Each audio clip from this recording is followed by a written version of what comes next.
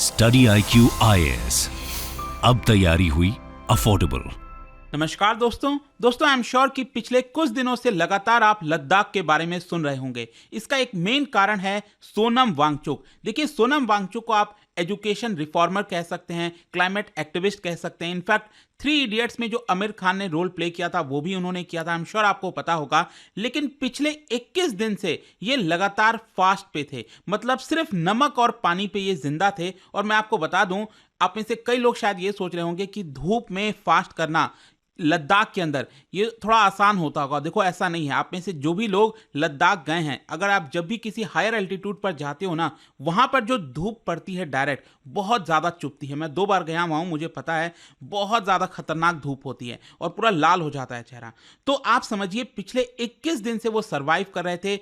Finally कल शाम को जो है उनका फास्ट तोड़ा गया है। लेकिन यहां पर उनका एक बड़ा प्लान है। अगर आप देख सकते हो, उन्होंने कहा है I will be back, Sonam Wangchuk ends 21 day fast over Ladakh demands. तो यहां पर डिमांड वगैरह के बारे में तो हम जानेंगे, सोनम वांगचुक का क्या कहना है वो हम समझेंगे, और साथ ही साथ उनका इस पूरे प्रोटेस्ट को लेकर क्या आगे की बड़ी प्लानिंग है, क्योंकि अभी तक सेंट्रल गवर्नमेंट ने जो डिमांड है वो मानी नहीं है। तो काफी कुछ आपको जानने को मिलेगा इस वीडियो के अंदर। चलिए आगे बढ़ते हैं, लेकिन उससे पहले आप सभी को बता दूं, आप में से जो भी लोग यूपीएससी की तैयारी कर रहे हैं, आज से ही हमारा जीएस फाउंडेशन का नया बैच स्टार्ट हो रहा है। ये एक ऐसा बैच है जिसके अंदर प्रीलिम्स, मेंस, इंटरव्यू सब कुछ की कंप्लीट प्रिपरेशन कराई जाती है, चाहे ऑप्शनल हो, जो भी कुछ है। आप स्टडी IQ ऐप, वेबसाइट या फिर कमेंट सेक्शन में लिंक है, वहां से ले सकते हैं by using the code Ankit live, ताकि आपको मैक्सिमम डिस्काउंट भी मिल जाए। और इसके अलावा अगर आप एमसीक्यूज वगैरह अटेम्प्ट करना चाहते हैं तो मेरे इंस्टा पेज पर जा सकते हैं, वहां पर स्टोरीज में जितने भी एमसीक्यूज हैं उसको आप अटेम्प्ट कर पाएंगे। चलिए शुरुआत करते हैं और सबसे पहले ये देखते हैं कि एग्जैक्टली हो क्या रहा है। पिछले 21 दिन से, जैसा मैं आपको बता रहा था, सोनम वांगचुक सॉल्ट और वाटर पर सरवाइव कर रहे थे। उनका जो मेन डिमांड है वो यही है कि लद्दाख को स्टेटहुड मिले। मतलब लद्दाख आज के डेट में अगर आप देखोगे तो यूनियन टेरिटरी है, आपको पता ही है। 2019 में आर्टिकल 370 जब एब्रोगेट किया गया था तो लद्दाख को यूटी बना दिया गया था। लेकिन मेन प्रॉब्लम क्या है कि लद्दाख को यूटी तो बनाया गया, लेकिन किसी भी प्रकार का जो लेजिस्लेटिव असेंबली है वो नहीं प्रोवाइड किया गया। जैसे अगर आप जम्मू कश्मीर की बात करिए, वो भी इस समय यूटी है, लेकिन उसके पास लेजिस्लेटिव असेंबली, और बहुत जल्द आप कह सकते हैं कि लोकसभा चुनाव के बाद में भी शायद इन सितंबर और अक्टूबर जम्मू कश्मीर में चुनाव हो सकते हैं। और साथ ही साथ यहां पर एक और जो डिमांड था 6th शेड्यूल का, खैर मैं इन सब के बारे में आगे बात करूंगा। लेकिन यहां पर क्या है, उनका यह कहना है सोनम वांगचुक का कि मैंने ये वाला जो फास्ट है वो एंड तो कर दिया है, लेकिन इसका मतलब ये नहीं है कि हमारा प्रोटेस्ट खत्म हो गया है। ये तो जस्ट फेज 1 का एंड था। यहां पर जो हमारी पूरी फाइट है वो चलती रहेगी। देखिए, 6 मार्च को उन्होंने पूरा अपना फास्ट स्टार्ट किया था और उन्होंने कहा था ये जो पूरा फास्ट है, प्रोटेस्ट है, वो 21 दिन तक चलेगा, और अगर जरूरत पड़ी तो मैं इसको एक्सटेंड कर दूंगा टिल डेथ। इनफैक्ट खबर यह भी आ रही थी कि वो इस चीज के लिए रेडी नहीं थे, वो अपना फास्ट खत्म नहीं कर रहे थे, लेकिन लोगों ने बहुत रिक्वेस्ट किया और फाइनली उसकी वजह से करना पड़ा। आप देख सकते हो यहां पर उनका ट्वीट आया है, and 21st day of my climate fast, I will be back. 7000 लोग आज उनसे जुड़े। It was the end of the first leg of my fast. और साथ ही साथ उन्होंने याद दिलाया कि कैसे गांधी जी जो है उनका भी जो सबसे लंबा फास्ट था वो भी 21 डेज का ही था। तो बेसिकली उन्होंने कहा है कि आज एक बहुत इंपॉर्टेंट दिन था। फर्स्ट फेज तो यहां पर खत्म हो गया है, लेकिन हमारा जो पूरा हंगर स्ट्राइक है बड़े स्तर पर वो चलता रहेगा। और ये प्लान क्या है मैं आपको बताता हूं। बेसिकली उन्होंने ये कहा है कि कल से, मतलब आज से ही, क्योंकि मैं ये वीडियो आज बना रहा हूं और उनका फास्ट कल खत्म हुआ था, तो उन्होंने कहा कल से जो है 10 दिन का जो फास्ट है वो महिलाओं के द्वारा स्टार्ट किया जाएगा। तो देखिए, ये जो पूरा चल रहा है ना प्रोटेस्ट, ये ऐसा लगता है अब लंबा चलने वाला है, क्योंकि सोनम वांगचुक ने तो अपना फास्ट खत्म किया है। अब यहां पर जो महिलाएं हैं वो 10 दिन का लंबा फास्ट रखेंगी, और मे भी हो सकता है उसके बाद फिर जो युवक हैं, यूथ हैं, वो फास्ट रखेंगे, फिर जो बुद्धिस्ट मॉन्क्स हैं वो भी फास्ट रखेंगे, ऐसा उनके द्वारा बताया गया है। और मे भी हो सकता है कि बुद्धिस्ट मॉन्क के बाद वापस से महिलाएं आ जाएंगी, या फिर वो कह रहे हैं कि मैं खुद यहां पर फास्ट करने आ जाऊंगा। मतलब लगातार ये जो फास्ट है वो चलता ही रहेगा, और ये जो साइकिल है वो चलेगा as many as 6000 people from all religions join me in 1 day fast. तो बेसिकली उन्होंने कहा है कि ये पूरा 21 दिन का जो उन्होंने फास्ट किया था, तो उसमें से करीब 6000 लोग जो हैं वो आए थे, आसपास के इलाके के हर रिलीजन के लोग थे, और उन्होंने कम से कम 1 दिन का फास्ट मेरे साथ ज्वाइन किया है। तो उनका बेसिकली ये कहना है कि मैं काफ़ी होपफुल हूँ कि हमारी जो आवाज़ है वो और ज़्यादा तीव्र गति से सरकार तक पहुंचेगी। साथ ही साथ उनका कहना था कि इस पूरे फास्ट के दौरान 60,000 से 70,000 लोग उनको ज्वाइन किए थे एंड उनका होप यही है कि इस हंगर स्ट्राइक को और ज़्यादा बढ़ाया जाएगा, लेकिन उससे भी ज़्यादा वो होप रखते हैं कि सरकार उनकी बात सुनेगी और जो प्रॉमिसेस हैं वो उनको फुलफिल करेगी। तो क्वेश्चन यहाँ पर ये है कि आखिरकार वो क्या कह रहे हैं। देखिए, उनका साफ साफ कहना है, स्पेशली डायरेक्टली उन्होंने नाम लिया है पीएम मोदी का और जो अमित शाह होम मिनिस्टर है उनका, और कहा है कि जो हिमालयन माउंटेन्स का जो पूरा इकोसिस्टम है वो काफ़ी फ्रेजाइल है, उसको हमें सेव करने की काफ़ी आवश्यकता है। और साथ ही साथ वहाँ पर जो ट्राइबल कल्चर है, इंडिजिनस ट्राइबल कल्चर, वो लगातार बढ़ता रहे, हमें उसको ख़त्म नहीं करना है। तो बेसिकली वो ये कह रहे हैं कि we do not want to think of PM Modi and Amit Shah ji as just politician. हम नहीं चाहते कि उनको सिर्फ एक राजनेता के तौर पर देखा जाए, हम चाहते हैं कि उनको स्टेट्समैन की तरह भी देखा जाए, लेकिन उसके लिए उनको थोड़ा सा कैरेक्टर शो करना पड़ेगा और जो हमारी मांगे हैं उसको फुलफिल करनी पड़ेगी। तो देखिए, यहाँ पर जो सबसे बड़ी मांग सामने आ रही है वो है 6 शेड्यूल की डिमांड। देखो, जब मैं लद्दाख कहता हूं ना, तो लद्दाख का मतलब क्या हुआ, इस मैप में आप अच्छे से समझ पाओगे। ये आप देख रहे हो कि पहले जम्मू कश्मीर, ये वाला पूरा हिस्सा लद्दाख, ये पूरा हिस्सा हुआ करता था, लेकिन यहां पर आपको समझना है कि लद्दाख की जब हम बात करते हैं, ये जो यूटी है, इसके अंदर कारगिल भी आता है। तो कारगिल अगर आप देखोगे तो ये आपका मुस्लिम मेजॉरिटी एरिया है, और ये जो बाकी का एरिया आप देख रहे हो ग्रीन कलर में, ये है आपका लद्दाख वाला बाकी का एरिया, जहां पर बुद्धिस्ट डोमिनेटेड आप कह सकते हैं, ले इसकी कैपिटल है, ठीक है। तो जब ये पूरा है आपका, ये जो पूरा एरिया की जो हम बात कर रहे हैं, इसको ये लोग चाहते हैं कि एक तो राज्य का दर्जा मिले, स्टेटहुड का दर्जा मिले, और साथ ही साथ इसको 6 शेड्यूल में जोड़ दिया जाए। अब ये 6 शेड्यूल क्या है, देखो, अगर आप हमारे देश के अंदर देखोगे तो सिर्फ 4 राज्य ऐसे हैं जहां पर 6 शेड्यूल मिला हुआ है। आप सभी को 5th शेड्यूल तो पता ही होगा, तो 5th शेड्यूल में थोड़ी बहुत ऑटोनॉमी दी जाती है, लेकिन सबसे ज्यादा जो ऑटोनॉमी है, मतलब उस एरिया में अगर कह दिया जाए कि ये 6th शेड्यूल के अंदर आता है, जैसे आसाम के अंदर 2 एरिया है, एक तो बोडोलैंड आप देख सकते हो, फिर करबी एंगलोंग हो गया।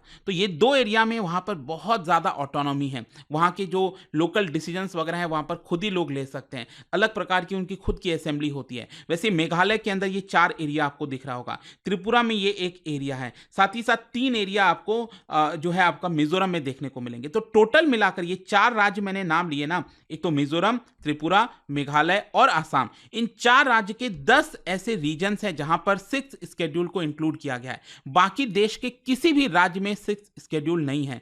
तो लद्दाख का डिमांड यही है कि इनको भी 6 शेड्यूल के अंदर दिया जाए, ताकि ये लोग अपने एरिया को प्रोटेक्ट कर सकें, ठीक है। जो भी डिसीजंस वगैरह लेना है वो खुद ही उन्हीं लोगों के द्वारा लिया जाए। लेकिन यहां पर आप में से कई लोग ये भी सोच रहे होंगे, 2019 में जब आर्टिकल 370 एब्रोगेट किया गया था, तो उस समय अगर आपको याद हो तो लद्दाख के लोग बहुत खुश थे। तो अचानक से ये चीजें कैसे बदल गईं? देखो, मैं आपको बताता हूं कि लद्दाख के लोगों के द्वारा 2002-2003 से लंबे समय से डिमांड की जा रही थी कि उनको यूटी का स्टेटस मिलना चाहिए। जी हां, इनका पहले डिमांड था कि यूनियन टेरिटरी का स्टेटस मिलना चाहिए। और ऐसा क्यों? क्योंकि पहले जैसा कि आपको पता है कि यह आपका जम्मू कश्मीर का पार्ट हुआ करता था, तो इसकी वजह से वो लोग हमेशा नेग्लेक्ट हो जाते थे। लद्दाख के लोगों का हमेशा कहना था कि जम्मू कश्मीर की जो सरकार है वो उनके ऊपर ज़्यादा ध्यान नहीं देती, खर्च नहीं करती, और ज़्यादातर सब कुछ जो है जम्मू कश्मीर के ही रीजन में रह जाता है। तो इसलिए लंबे समय से लोग डिमांड कर रहे थे कि 2.74 लाख की जो आबादी वाला पूरा एरिया है लद्दाख, उनको यूनियन टेरिटरी बना देना चाहिए, ताकि इनके ऊपर और ज़्यादा फोकस किया जा सके। लेकिन देखिए क्या होता है कि जब यहाँ पर आर्टिकल 370 एब्रोगेट होता है और सच में जो सपना है वो पूरा हो जाता है लद्दाख का, यूटी का, तो उस समय तो खुश होते हैं वहाँ के लोग, लेकिन धीरे धीरे चलकर उनको पता लगता है कि नहीं, ये एक्चुअली खुशी नहीं है। यहाँ पर जो उन्होंने सोचा था शायद वो ऐसा नहीं हुआ। क्योंकि पहले क्या होता था कि अगर मान लो लेजिस्लेटिव असेंबली की अगर हम बात करें जम्मू कश्मीर में, तो कम से कम 4 एमएलए लद्दाख से चुनकर जाते थे। वहीं लेजिस्लेटिव काउंसिल में भी 2 चुनकर जाते थे। लेकिन आज के डेट में सिचुएशन यह है, यूटी होने की वजह से कोई भी चुनकर नहीं जाता है, और सब कुछ किसके द्वारा मैनेज किया जाता है? एक ब्यूरोक्रेट के द्वारा, लेफ्टिनेंट गवर्नर के द्वारा, जो कि सेंट्रल गवर्नमेंट अपॉइंट करती है। तो यहां पर उनको टेंशन इसी बात की है कि एक ब्यूरोक्रेट जो है वो पूरे लद्दाख को कैसे चला सकता है। वो तो बाहर से कहीं और दूसरे राज्य से आया है, उसको हमारी समस्याओं के बारे में कैसे पता होगा? जो फ्रजाइल इकोसिस्टम है पूरे हिमालयन माउंटेन्स का वहां पर पूरे रीजन में, तो वो कैसे उस चीज को समझ पाएगा। और इसीलिए जो मैं आपको कह रहा था ना, ये जो खुशी थी 2019 की, वो धीरे धीरे करते करते यहाँ पर लोगों को समझ में आया कि ये एक्चुअली सही नहीं है उनके लिए, और इसीलिए समय समय पर यहाँ पर प्रोटेस्ट धीरे धीरे स्टार्ट हुए, और आज आप देख रहे हो किस तरह से लद्दाख के अंदर प्रोटेस्ट हो रहा है। लेकिन यहाँ पर स्पेशली अगर हम सोनम वांगचुक के रोल की बात करें तो देखिए, उन्होंने कहा है कि ये मेरा क्लाइमेट प्रोटेस्ट है, तो वो डायरेक्टली इसको क्लाइमेट से जोड़कर देख रहे हैं। उनका ये कहना है कि जैसा मैं आपको पहले भी बोल रहा था कि लद्दाख का जो इकोलॉजी है, जो ग्लेशियर्स है, वो बहुत फ्रेजाइल है। यहाँ पर थोड़ा भी इंडस्ट्रियलाइजेशन अगर आता है तो पूरी इकोलॉजी बर्बाद हो सकती है। उन्होंने कहा कि we are already facing climate disaster, लेकिन अगर इसी प्रकार से मतलब अनप्लान तरीके से एक तरह से डेवलपमेंट की तरफ अगर हम आगे बढ़ेंगे तो यहाँ पर बहुत ज्यादा नुकसान हो सकता है। इनफैक्ट उनका तो ये भी कहना है कि ये सिर्फ एक लोकल डिजास्टर में कन्वर्ट नहीं होगा, ये तो पूरे इंटरनेशनल डिजास्टर में कन्वर्ट हो सकता है, क्योंकि वहां पर जो ग्लेशियर्स वगैरह पिघलेंगे तो करीब इसका इंपैक्ट आसपास के जो देश हैं, करीब 2 बिलियन लोगों पर भी आएगा, जिसमें से 1.4 बिलियन लोग तो भारत में ही रहते हैं। साथ ही साथ यहां पर उनका यह भी कहना था सोनम वांगचुक जी का कि Ladakh nomads were also losing prime pasture land, मतलब कि यहाँ पर जिस तरह से क्लाइमेट चेंज हो रहा है तो जो पास्चर लैंड होता है ना, नोमैड्स होते हैं जो भेड़ बकरी वगैरह एक जगह से दूसरे जगह ले जाते हैं, तो इसकी वजह से क्या है कि जो पास्चर लैंड होता है, ग्रीनरी वहाँ पर जो होती है, थोड़ी बहुत घास वगैरह है, वैसे ऑलरेडी बहुत कम है, तो ये एक तरह से संकट में आ सकता है। और दूसरा यहाँ पर एक और चिंता की बात है, वो है चाइनीज एनक्रोचमेंट। यहाँ पर साफ साफ लद्दाख के लोगों का कहना है कि चाइनीज सोल्जर्स ने एक तरह से हमारे कई सारे जो पास्चर लैंड्स हैं उनको कैप्चर कर लिया है, और इसकी वजह से हमें उसको छुड़ाने की जरूरत है। इनफैक्ट आप देख सकते हो यहाँ पर सोनम वांगचुक का कहना था कि 6000 करोड़ जो एलोकेट किया गया है लद्दाख को, उसमें से 90% वाला जो डिसीजन होगा, इस 6000 करोड़ में से 90% मतलब 5400 करोड़ कहां पर स्पेंड किए जाएंगे, इसका डिसीजन अकेले एक नॉन इलेक्टेड पर्सन के पास होगा, मतलब वही जो लेफ्टिनेंट गवर्नर है उनके पास होने वाला है। So he may make any decision under pressure, financial gain की वजह से वो कोई भी डिसीजन ले सकते हैं, और जब तक उनको पूरे इश्यूज के बारे में समझ में आएगा, पता चलेगा उनका टेन्योर खत्म हो गया और वो तो हमें छोड़कर चले जाएंगे, लेकिन अल्टीमेटली जो हमें पीड़ा होगी, जो संकट होगा, वो हमें होगा, हम लद्दाख के लोगों का होगा। और इसीलिए यहां पर कहना है कि हमें स्टेटहुड और साथ ही साथ 6 शेड्यूल में शामिल करना चाहिए। लेकिन अब इस क्वेश्चन ये है कि आखिरकार इसका सोल्यूशन क्या है। देखो, एक तरफ मैं आपको बता दूं, बड़ा मुश्किल लग रहा है, मतलब सेंट्रल गवर्नमेंट लगता नहीं कि यहां पर स्टेटहुड को मानेगी।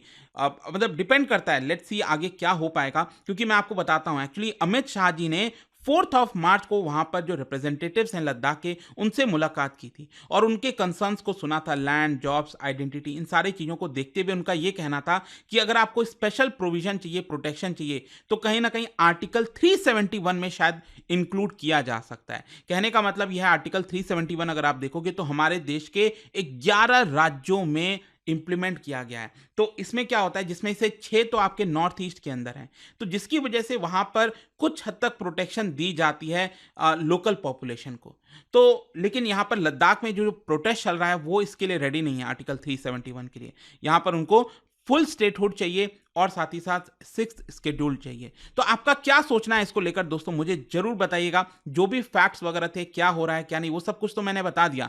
अब आप क्या सोचते हो इसको लेकर, मुझे कमेंट्स में जरूर बताना। और जाने से पहले एक इंटरेस्टिंग क्वेश्चन, देखिए लद्दाख में एक गांव है, उस गांव के बारे में आपको बताना है, क्योंकि वहां की जो मिट्टी है ना, वो मून को डिपिक्ट करती है, मून में जो मिट्टी है उसको डिपिक्ट करती है। इसका राइट आंसर आप सबको पता है, मेरे इंस्टाग्राम पर तो मिलेगा ही, वहां पर अगर आप नहीं हो कोई बात नहीं, टेलीग्राम से ले सकते हैं इसका सही उत्तर। मैं कई सारे जो MCQs हैं वो यहाँ पर स्टोरीज में डालता रहता हूँ। अगर आपको PDF चाहिए तो टेलीग्राम पर आइए, अलग अलग सोशल मीडिया पर आप जुड़ पाओगे। और जैसा मैंने आपको बताया, अगर आप UPSC की तैयारी कर रहे हैं, कोई भी बैच चाहते हैं, you can just use this code Ankit live to get maximum discount. And I hope कि वीडियो आपको पसंद आया होगा। मिलता हूं आपसे next time. Till then, thank you very much, see you soon. Study IQ IAS, अब तैयारी हुई अफोर्डेबल।